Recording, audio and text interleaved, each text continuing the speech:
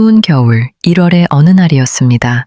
저희는 159년 된 이 건물을 팔기 위해 몇 달 동안 공사를 했고 드디어 모든 준비를 끝냈어요. 위치도 좋았고 상태도 나쁘지 않았습니다. 그런데 이상하게도 단 한 사람도 집을 보러 오지 않았어요. 문의 전화조차 없었습니다.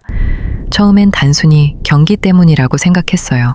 하지만 시간이 지날수록 이상한 기분이 들기 시작했습니다. 마치 이 집이 누군가를 들이지 않으려는 것처럼요. 그러던 어느 날 마트에서 우연히 아는 분을 만났습니다. 그분이 무심하게 이런 말을 하더군요. 집 안 팔릴 땐 가위를 현관문에 거꾸로 걸어놔봐. 미신 같은 이야기였지만 그때의 저는 뭐라도 해보고 싶은 심정이었어요. 그날 밤 저는 현관문 앞에 가위를 거꾸로 매달았습니다. 그리고 그날 새벽 이상하게 추운 기운에 잠이 깼어요. 히터에 발을 가져다 댔는데 차가웠습니다. 보일러가 멈춘 거였어요. 남편과 저는 필터 문제인가 싶어 급히 보일러실로 내려갔습니다. 그런데 문을 여는 순간 숨이 턱 막힐 정도의 가스 냄새가 밀려왔어요. 눈이 따갑고 머리가 울릴 만큼 진한 냄새였습니다. 그리고 그 냄새 한가운데 보일러 옆 가스관에 길게 금이 가 있었습니다. 정말 이상했던 건 그 모양이었어요. 마치 누군가 아주 날카로운 가위로 천천히 잘라놓은 것 같은 모양이었습니다.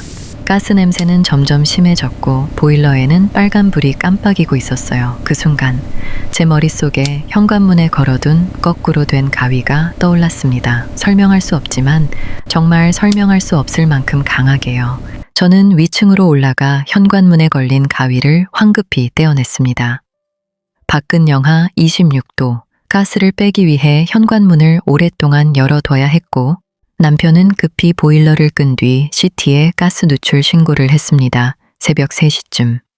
방한복을 입은 직원이 도착해 가스관을 막았고 그제야 상황은 겨우 진정됐어요.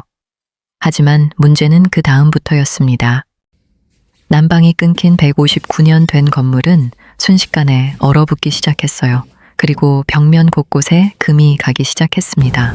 꼭 누가 가위로 벽을 찢어놓은 것 같은 너무 곧고 선명한 금. 그날 처음으로 이런 생각이 들었습니다. 이 건물은 날 내보낼 생각이 없구나. 돌이켜보면 이상한 일들은 전부터 있었습니다. 그치만 항상 나쁜 일만 있었던 건 아니었어요. 오히려 반대였습니다. 이 건물을 정성껏 관리하고 돌볼수록 신기하게도 재산은 늘어났고 남편 사업도 매년 커졌습니다. 정말 이상할 정도로요.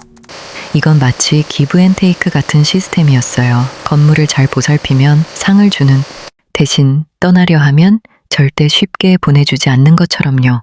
그리고 저는 아직도 가끔 생각합니다. 그날 새벽 가스관에 생긴 그 금, 정말 단순한 균열이었을까요? 아니면 제가 거꾸로 걸어둔 그 가위가 이 집을 환하게 만든 걸까요? 한국에는 오래된 집이나 터에 터줏대감이 있다는 이야기가 있잖아요.